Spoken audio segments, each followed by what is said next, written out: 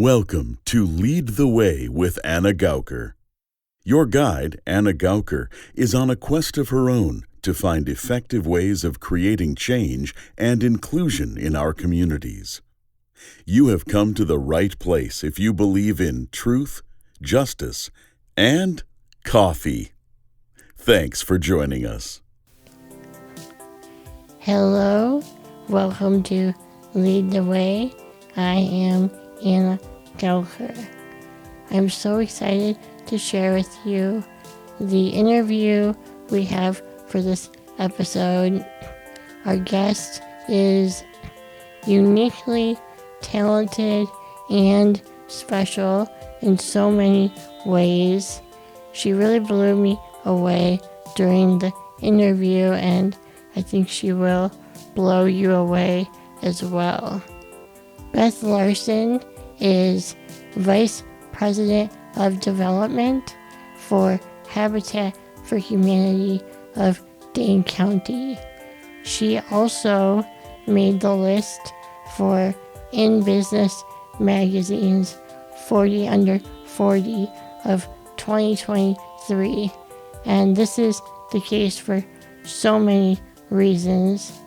Before she entered the business field and got her master's in business arts administration, she had a long, successful career as a professional violinist, which included time on the Wisconsin Chamber Orchestra, the Willie Street Chamber Players, and the Madison Symphony Orchestra.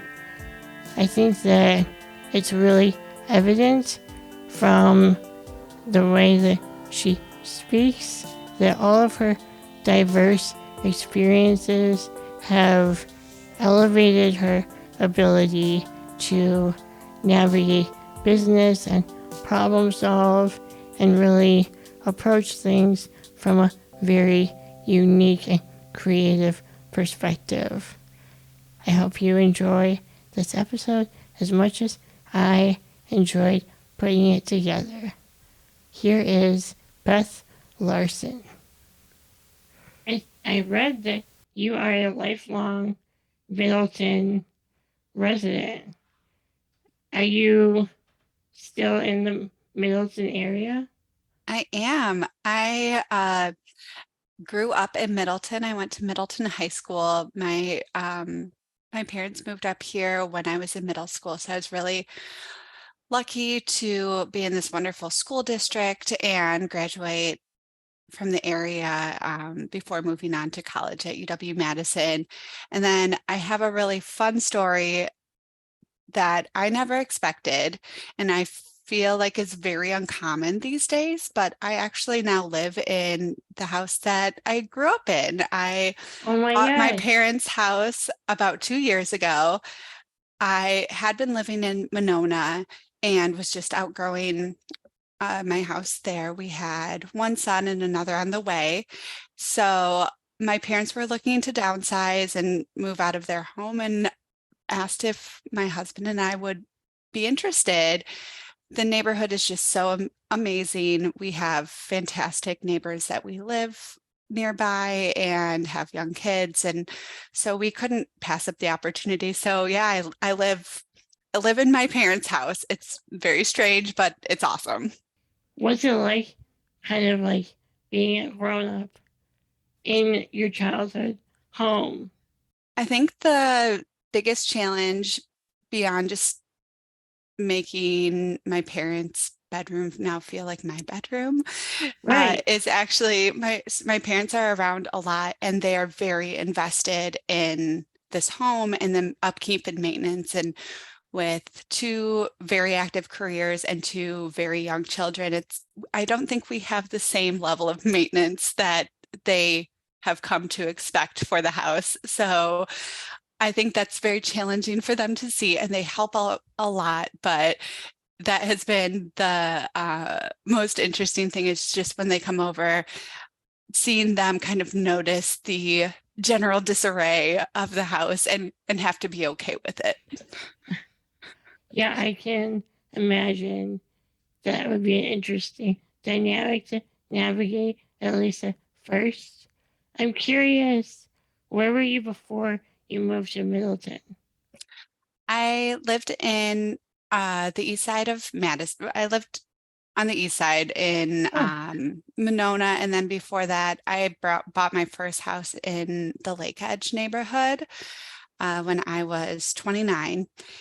And that was just something that I was really excited to do by myself. So I had a tiny little house over in that neighborhood. And then when I got married, we moved over to Monona and had an amazing house there that we still love and miss, but are happy to be where we are. but also I'm curious. You said you moved to Middleton when you were in middle school? Oh, sure. Yeah, sorry, I misunderstood the question.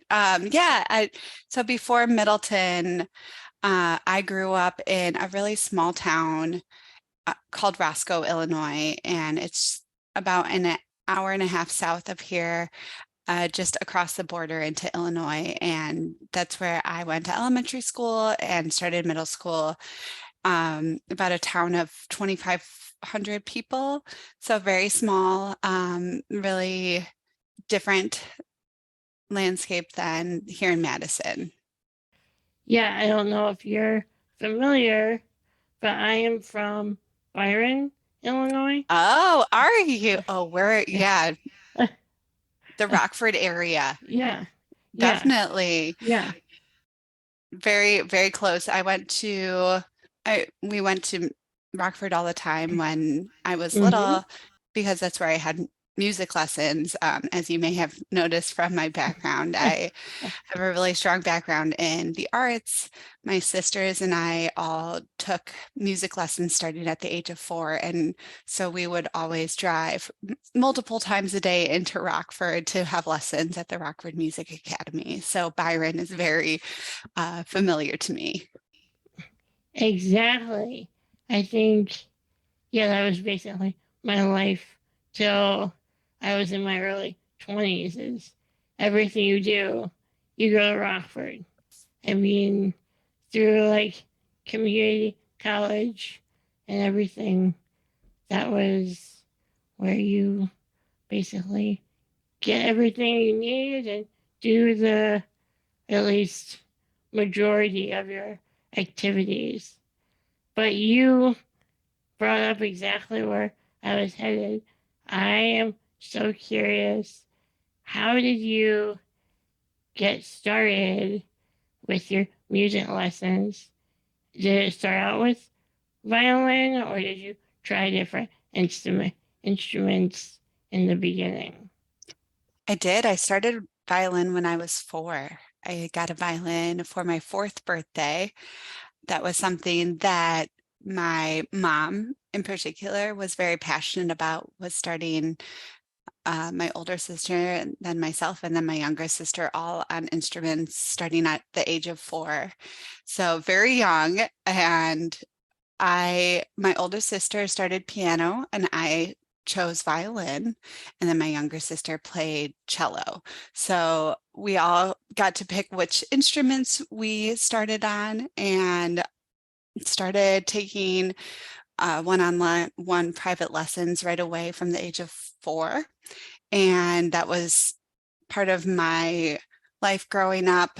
Um, starting very young. So we went to music lessons multiple times a week in Rockford, did group lessons, and uh, played in any groups that we could. And we would go to the Rockford Symphony to go see the Rockford Symphony play whenever we could.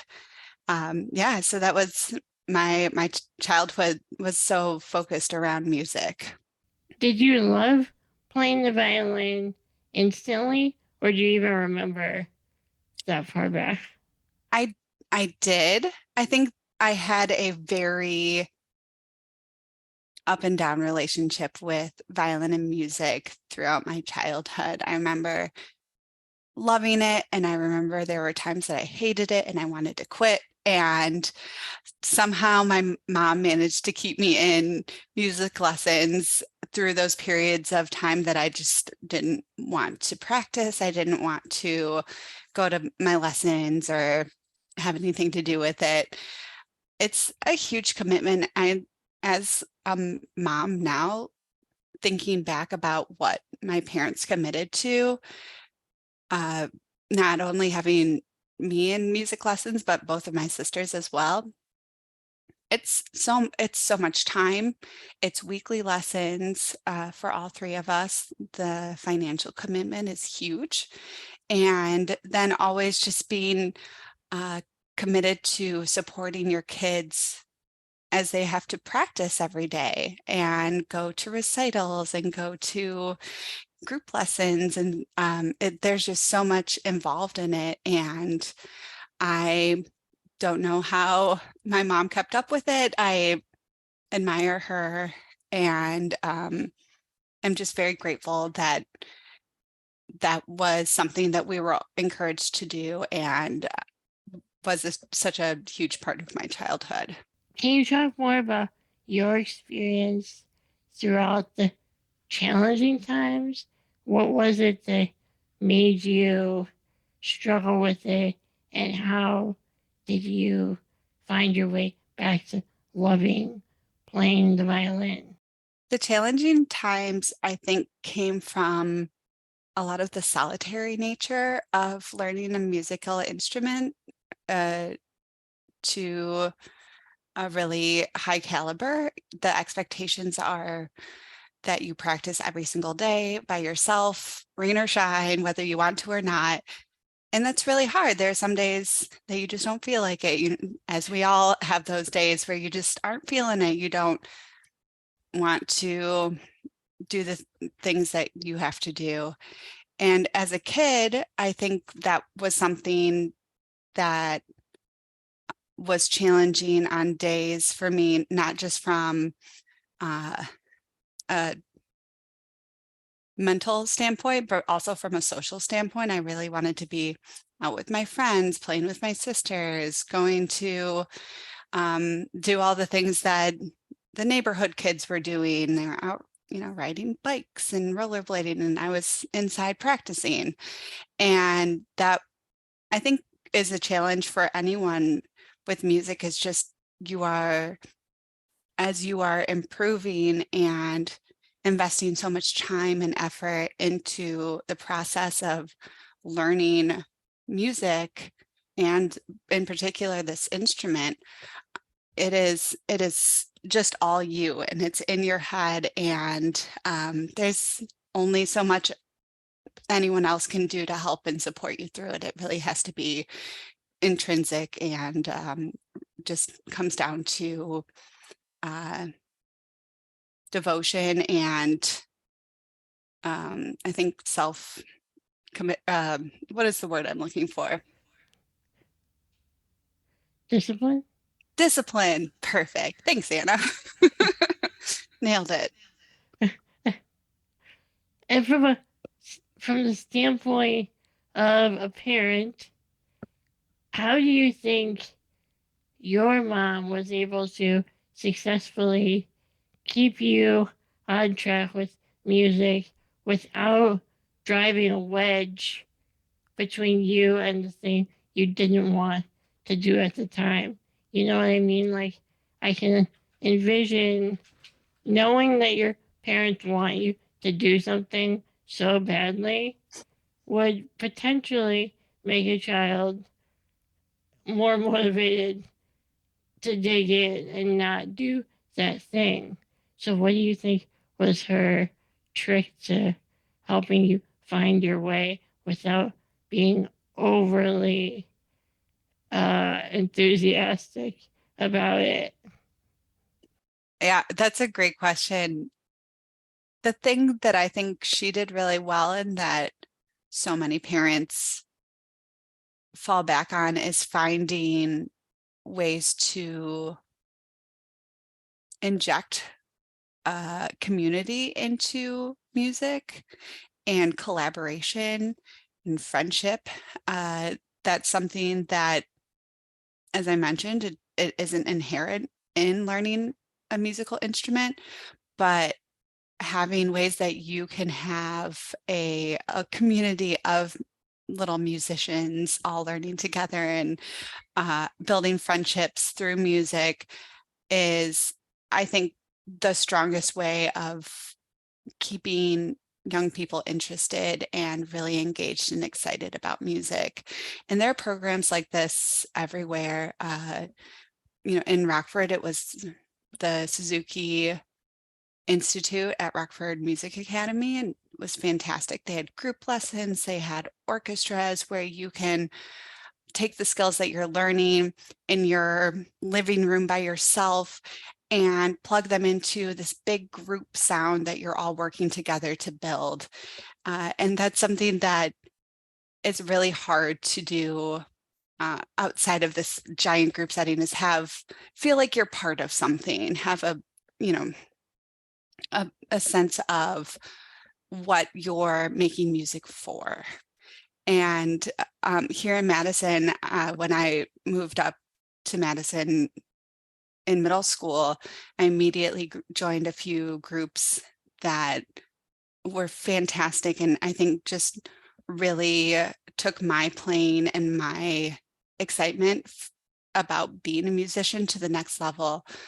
One of them was Suzuki Strings of Madison, and then the other one was Wisconsin Youth Symphony Orchestras. And these are two organizations that are still in existence today and help hundreds of musicians come together, have a support system, and help them basically build a scaffolding around being a musician in the professional sense. So you're learning what it is to be an orchestral musician, to be a teacher, to be a chamber musician, and taking all of the skills and just countless hours that you're spending doing scales and making it feel really worthwhile and exciting, and like there is a future for you as a musician.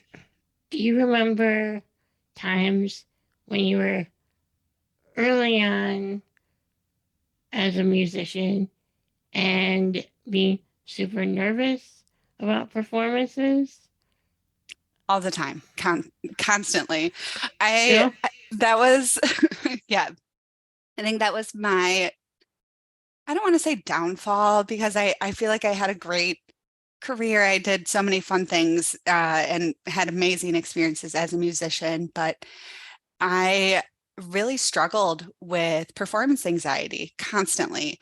And I really cannot remember a performance or an experience that I had playing either a solo recital or in an orchestra where I wasn't really nervous. And then it got to the point where auditions, performances, it just became really debilitating. So I had to work through that a lot and really look for solutions to that barrier to being a musician, because everything you do, really, it results in some public performance. And if you have crippling, debilitating performance anxiety, it's really hard to see yourself as a professional musician. So I had teachers that helped me with that. I had, my family and parents at home who were really supportive, and friends who were going through similar things that, just were really supportive and helpful. But I never really got rid of it. It was just kind of part of me. What solutions did you find that were the most helpful? I think it came down to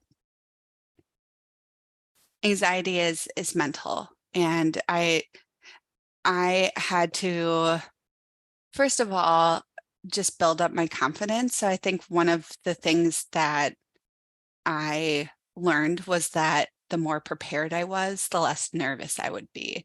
So if I was just going on stage winging it, it would just be awful. I would shake, I would sweat, I would just crumble in a performance. And that was a horrible experience. So the more I learned that I had to be incredibly methodical and thorough as I prepared for any performance or audition, the more I felt like I could fall back on that preparation, even when I did have some of those physical anxiety symptoms. And that was really my biggest thing. And then just I had some rituals. I would eat a banana, I would meditate, and then just walking into every audition or performance, I would release my jaw, shrug my shoulders, wiggle my toes, and just hope for the best. What's your favorite meditation technique? What type of meditation do you do? I think I was meditating before it was really cool to meditate. And I still, to this day, I don't think I use a sanctioned technique. So you'll have to forgive me. I'm a total novice meditator. But one thing that I did was just really sit down, close my eyes, try and block out everything around me, and then just focus on my breathing. And I would count as I breathed in and then breathed out. So that was, probably the most baseline, uninteresting meditation, but it seemed to work for me and kind of regulate my senses to at least be to the point where I could function. Well, I don't think meditation is meant to be interesting. I think that's true. kind of the idea, but I'm always looking for the best technique. How far do you count before you feel like it really helps you get into a zone? That's a really good question. So here, let me show you. I have this above my desk because this is what I do. I breathe in and I count 1, 2, 3, and then I breathe out and count 1, 2, 3, 4, 5. And that's just what I don't know what it is, but it seems to help me. And that's just my thing. Are you a meditator? I am a seeker of meditating. I feel like I see the value in it, and I'm still struggling to crack whatever it is that helps people get into it and really feel like they've achieved some sort of new state of being. I've done that okay a couple of times, but I feel like, to be completely transparent, when I actually do successfully relax, I end up falling asleep. So I'm like, that's not, I don't think, the idea. You're supposed to be awake and clear your mind. So I guess that gives you a glimpse of my state of mind most of the time. If I'm not in some sort of chaotic state, I'm sleeping. I feel like sleeping is a form of meditation, right? Exactly. Yeah, exactly. I mean, few things help you mentally more than sleep. So I think you're doing it right. Yeah, I think I'm getting there. But I see how valuable it is, and I just see how much our society needs people to be adopters of meditating. I think everyone would be better off if that were the case. So I'm doing my part. I'm gonna keep trying. I will be right there with you and be trying and doing my own really, kind of half-baked version of meditation, where I certainly have not acquired any level of transcendence, but I have found ways that I can just kind of physically relax and release a little bit, which I think is something, right? There Yeah. has to be some value there. Yeah, exactly. I agree. Your career has definitely shifted, and now that's reflected by your role at Habitat for Humanity. I am very much wanting to know, has your background in violin and music helped you with your career in business?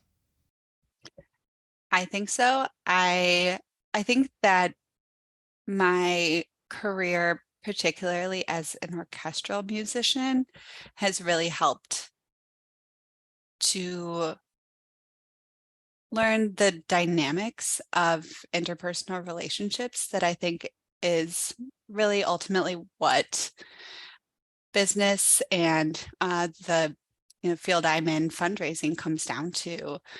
And I really appreciate my background and experiences for that reason.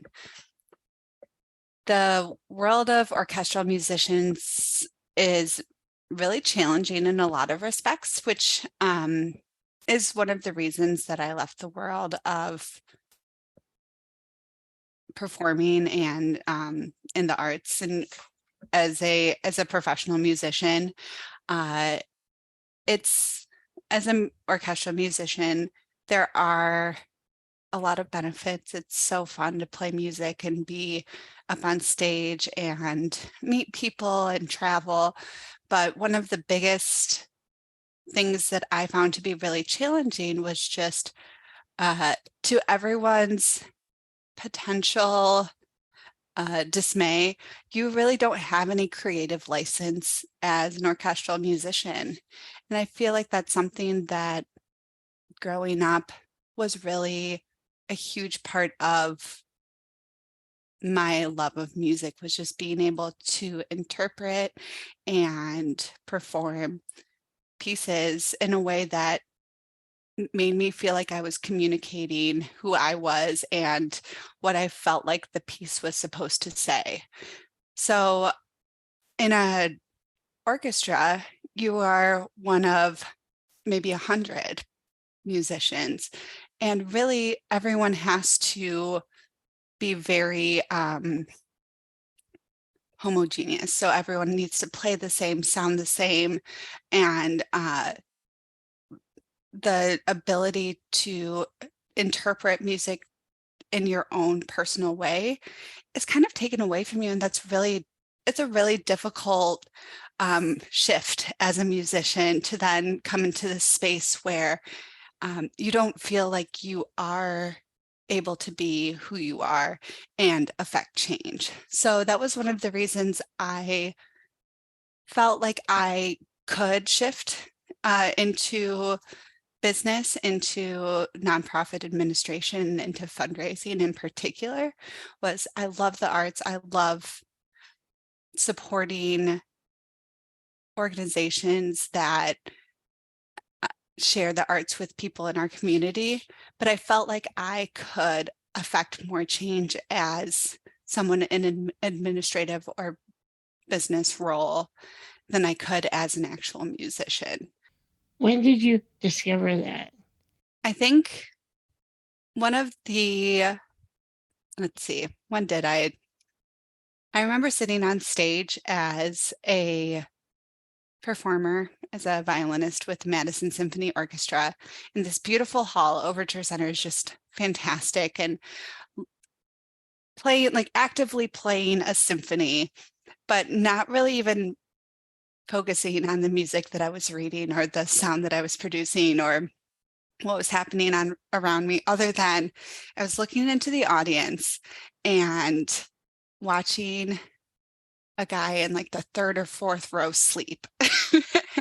And, that totally happens all the time. I myself have slept through performances. It's not bad. Maybe he was meditating, right? but but I just remember thinking, like, how am I connecting with this man who has come and, invested in his time and his money that he has made to come and be at this performance? Does he feel connected? Does he feel what I am as a musician trying to create, or we as an orchestra are trying to, um, create in the sound, in the interpretation of this piece? Um, and what does that mean to him? And I was thinking about how so much of an audience member's experience in a performance is actually in the pieces surrounding that performance, leading up to, in the lobby, in his seat before the performance actually starts, with other people, and how that orchestras really need to be thinking and can be thinking so differently about that experience, and how I wanted to be part of building what that experience could or should be for each audience member.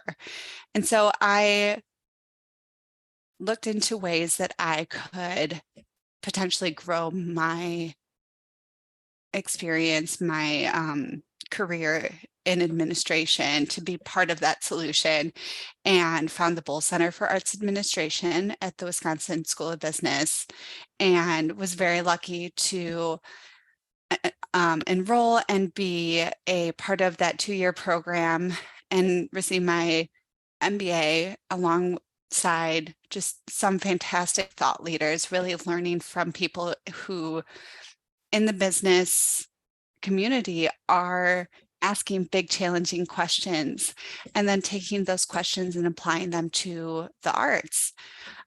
So that's really how I got into fundraising, is through the Bull Center, understanding that it really starts with, how people connect to organizations, how they feel like they can invest in those organizations that are making a difference in our community, and then how those organizations are turning around and helping the donors, the people who are investing in the organizations, um, feel that experience, feel the impact that they have, through a performance, or through, even a newsletter, even just a thank you call. But seeing the through line to, how ultimately it comes down to just those personal creative touches, how we interact with each other, has been just one of the most transformative parts of my career.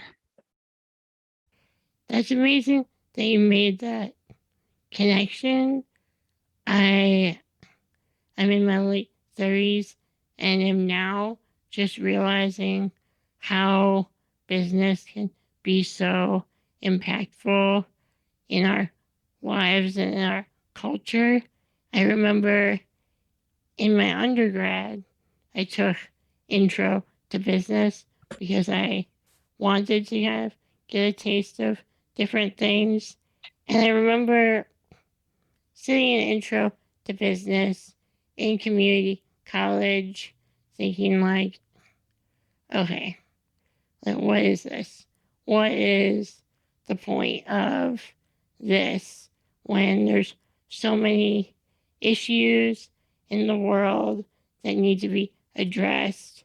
Why does this matter? Like, the instructor is talking like all of his knowledge and all of his experience is so important, and it was, and I understood that he cared about it, but I just couldn't figure out why this was a worthwhile avenue. And I guess that's why maybe young people aren't supposed to make lifelong decisions. I just realized so much later that it can be a game changer to be part of a business or start a business that makes broader change. Right. Well, and you know that now as a founder, Mm-hmm. how big that can be for and I think big can mean different things, like how many people you're impacting or just the conversations that you're having, the connections that you're making for people in your role. It's so important. And to be in that space with all of the, all the big people in businesses, they need to be aware. And I I am so I admire you so much for the work that you've done through the Rage Fund, and um, you know, feel like that's a whole nother conversation. But just, I mean, it's vital to support those organizations that are, no matter how big they are connecting dots that have not yet been connected. Thank you. People talk about mentors and how important mentors are. You mentioned people that you studied under in your MBA, and I have read some amazing musicians that you studied under in your music background. What's the key to finding mentors? How do you uh, how do you advise young people to find a mentor and maintain that relationship? It's a great question. I think as a musician and growing up so connected to the music world, the people that had the biggest impact on my life were the people that were just there for me and supported me really on a continual basis, and um, maybe didn't have the huge name that some people point to as musical mentors. I worked with Yo-Yo Ma once, but would not really call him my biggest musical mentor. But I think back on my time as a middle schooler when I was really thinking about what I wanted to do and if music was going to be part of my life as a career choice. And my teacher at the time was she was so steady and nurturing, I think is the word that comes to mind. And she was always there if I had questions, and really taught me what it meant to have self-discipline and to listen to myself as a musician and bring out what I wanted to say through music. So I think she is one of the people that I think back on as uh, my biggest mentors. And I think for young people going forward and looking to find people who you can rely on going to support you through your career decisions, through the ups and downs of life, just finding someone who is steady and honest and transparent with you and will be there ongoing through all of the struggles that are inherent with your, career decisions and just growing up is the biggest thing. So it might not be the person with the biggest name or is leading the biggest company, but is someone who exemplifies the things that you want to be in your life. Is there anyone in particular you admire for their career choices, or anyone that you've been able to kind of model your own career path after? Yeah, I mean, my previous boss at Overture Center, Emily Greenwald, has been an amazing mentor to me. She had a similar background in the arts as a performer and actually in acting, and then went into business and has led several organizations here in Madison and is currently one of the co-leaders of Overture Center for the Arts, and is just a wonderful example of what a leader can be when they are empathetic and human. She is just a wonderful example of what people can be when they are real with their employees about their own challenges, about the things that they're facing on a day-to-day basis, including, being a mother, being, a leader of an arts organization during the pandemic, and just being open and honest and transparent about, you know, what she's doing and how she's answering questions to the best of her abilities. So I really look to her as a role model for, my career, for who I want to be as a person, because I think she just exudes warmth and creativity, and also is so easy to connect with, and feel like she is just one of your best friends. That's amazing.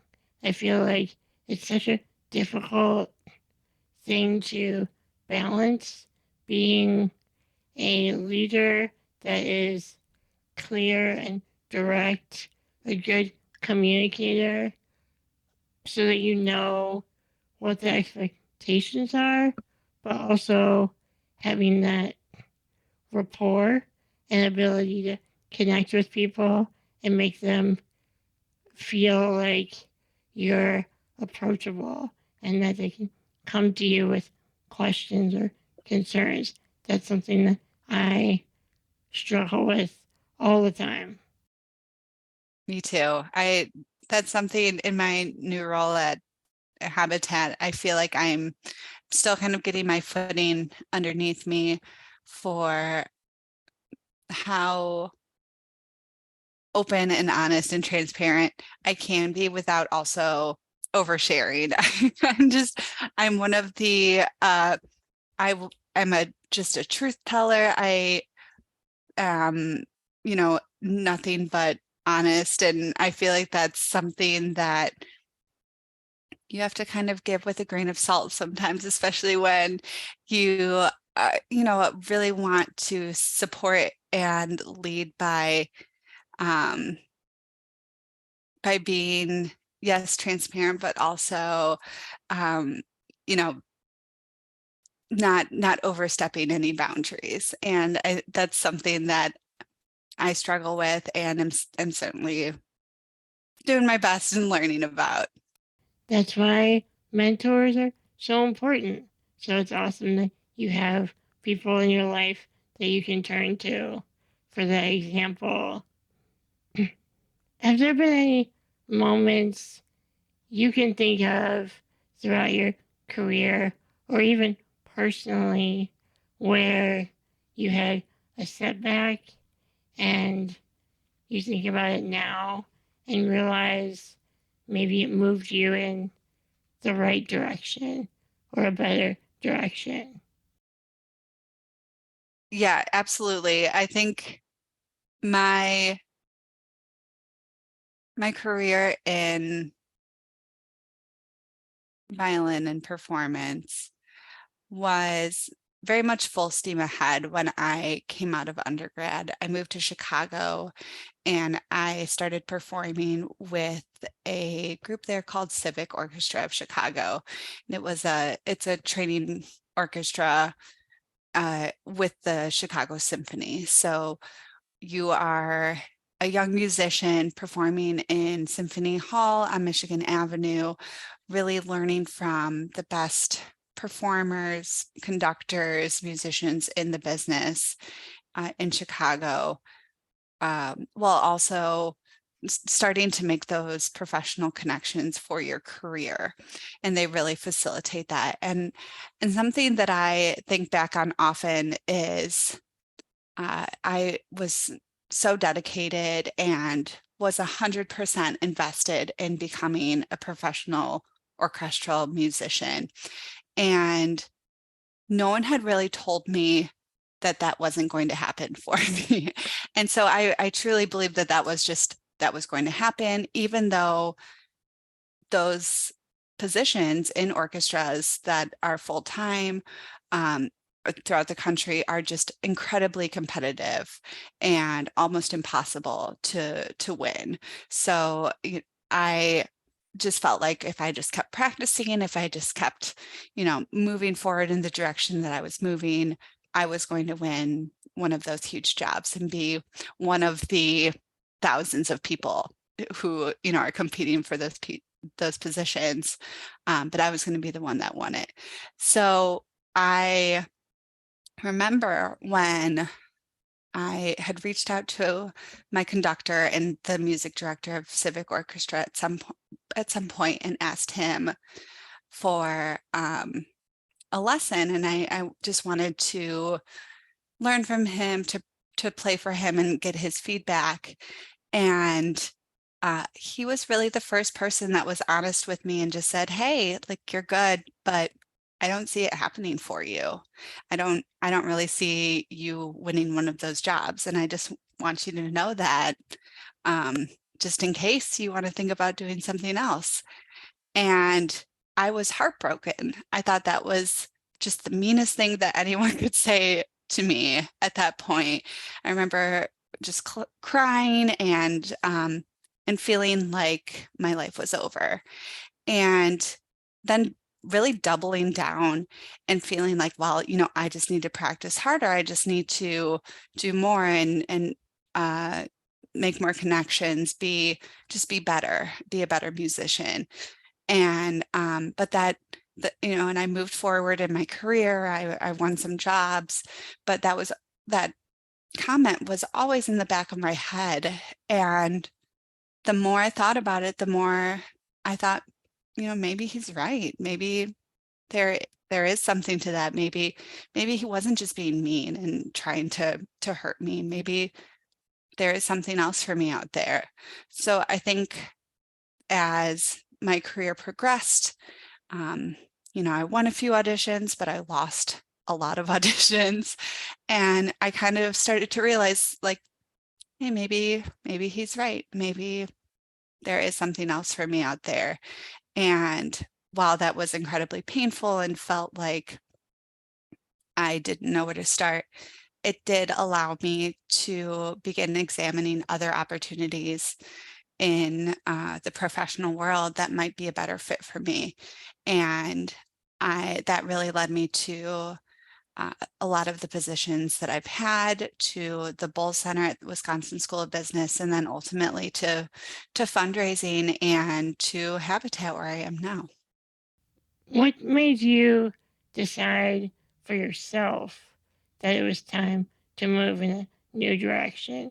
Because I think it is a good thing that you didn't back down on your idea and vision of a career in music because of one person's opinion. I mean, if you had adopted his vision immediately and said, "You're right, this isn't it, this isn't for me, I'm gonna change my whole life trajectory now," I mean, that would not have been true to your ability and your sacrifice that you've made your whole life. Um, but I'm just so curious what that process was like and how you eventually decided there is a better way for me to make an impact. After my time with Civic, I spent a year playing what musicians very commonly refer to as the Freeway Philharmonic. So I lived in Chicago, but I performed with orchestras everywhere but Chicago. I would drive up to Madison, I would drive to Iowa, I would play with orchestras in Indiana, in Springfield, Illinois, to basically just try and make connections to make money and to continue to move my performance degree forward. And uh, that life for me was absolutely miserable. I spent countless hours just on the road, sitting in my car, eating at Culver's, which is delicious, but only after, only before you've eaten there 5 times a week or whatever I was doing. And I just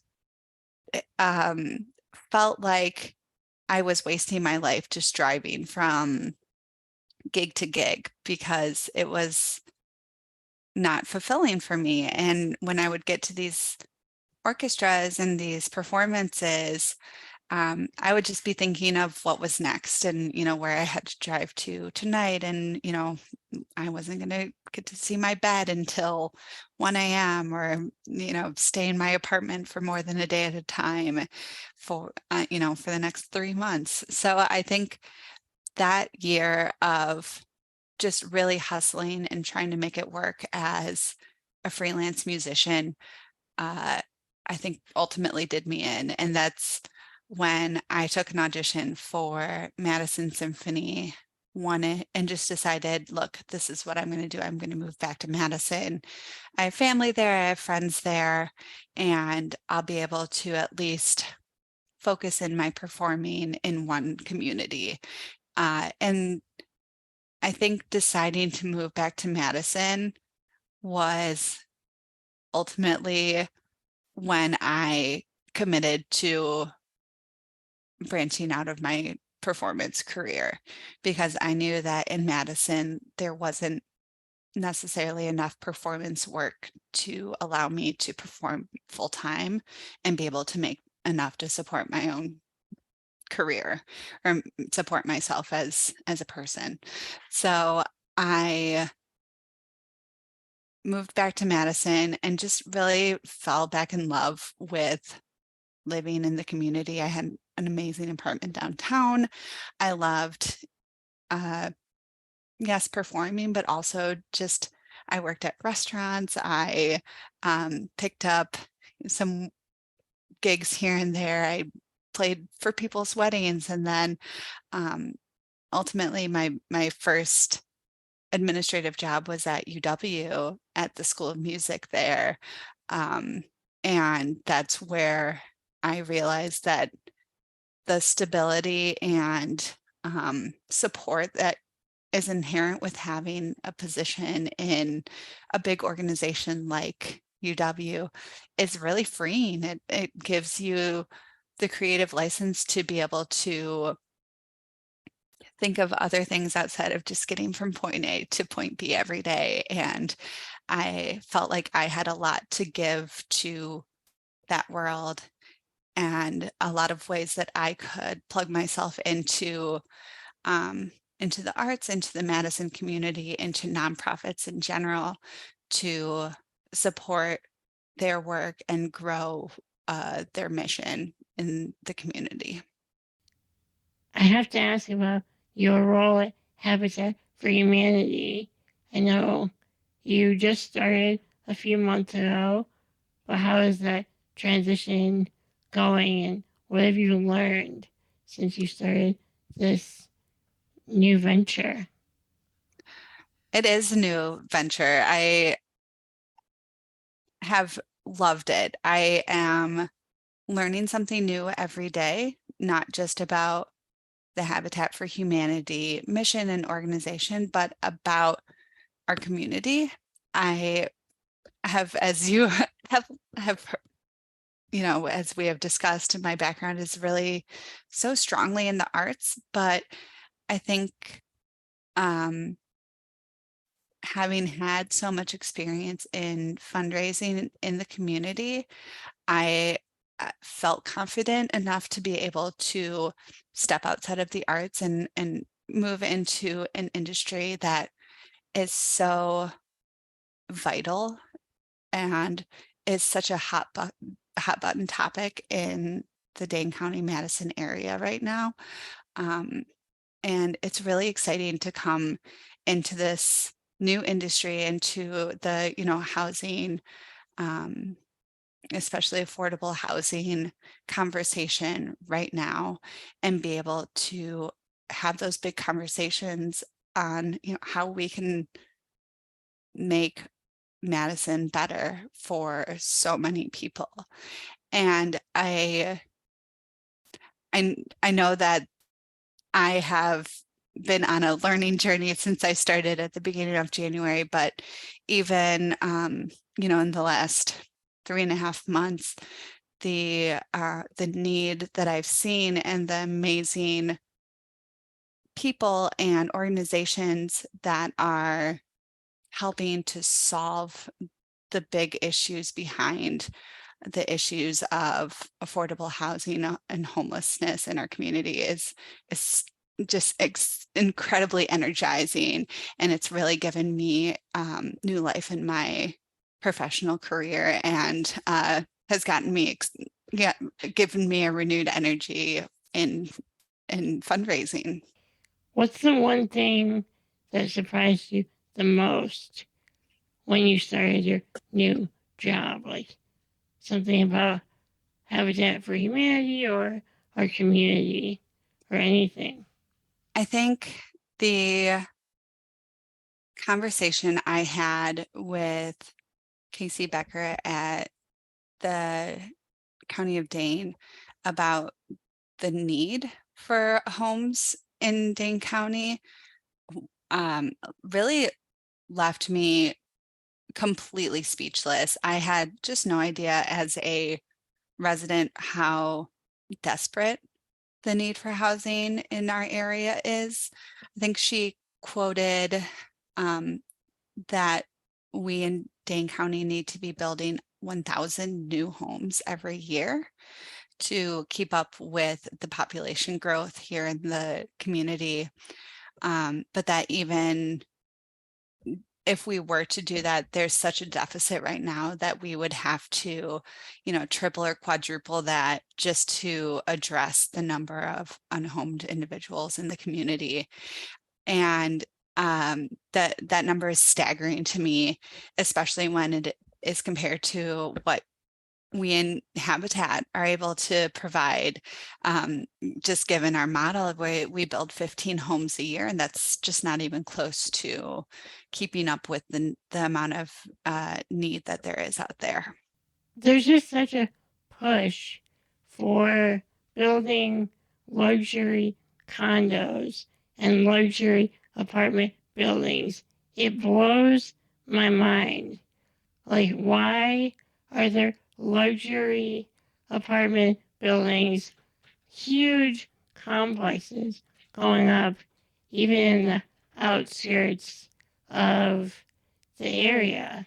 Like, the fact that there's demand for that just amplifies in my mind that there's obviously double the demand for affordable housing. If people are being pushed out and out and out of the center of Dane County and they can't afford what's available, it's really disturbing to me. How do you feel Habitat for Humanity is able to meet that demand? I mean, we're not right now, and we're doing our best, but I think Right. I nail on the head. I just the number of units that are going in is staggering, but it's not in the affordable housing space. So it's not generally apartments or condos or homes that people who have a, average median income or, any percentage thereof can afford. So I think what we're doing at Habitat that is so necessary right now is looking at how we can support the need for affordable housing that is in a space outside of single family homes. We can build, 15 single family homes a year, but um, it's just not enough. Wow. So where can we partner in multifamily housing units in duplexes so that we can ramp up our production and help to meet the incredible need that is in the community. And that's one of our big questions right now is that what we should be doing? We're not doing it now, but there are models in other habitats around the country where they are building multifamily units. They have apartments going in that are affordable and can help, people in long-term housing crisis. And I think at Habitat, there's just so much question about, can we start doing that, and even where and how? So that's where we are in our kind of planning stage right now, because we know we can't keep up. And as you said, everyone's kind of being pushed to the outskirts of Madison. There really isn't space to develop and build in the city of Madison, except on the extreme outskirts. And is that really what our families need? Right, exactly. And then transportation's the next issue. So it's just Exactly. like one thing compounds the other. My mom's like thing that she's talked about for so long is the need for a multifamily unit, like apartment building that has a backup caregiver staff on site for people with disabilities who maybe have a caregiver that wasn't able to come in that day, or some sort of like built-in support. So I'm just going to throw that out there for any brainstorming sessions you have at Habitat for Humanity. I'll just give that one to you, as I haven't really known what to do with that myself at this I point. I will take it. I think that's so important.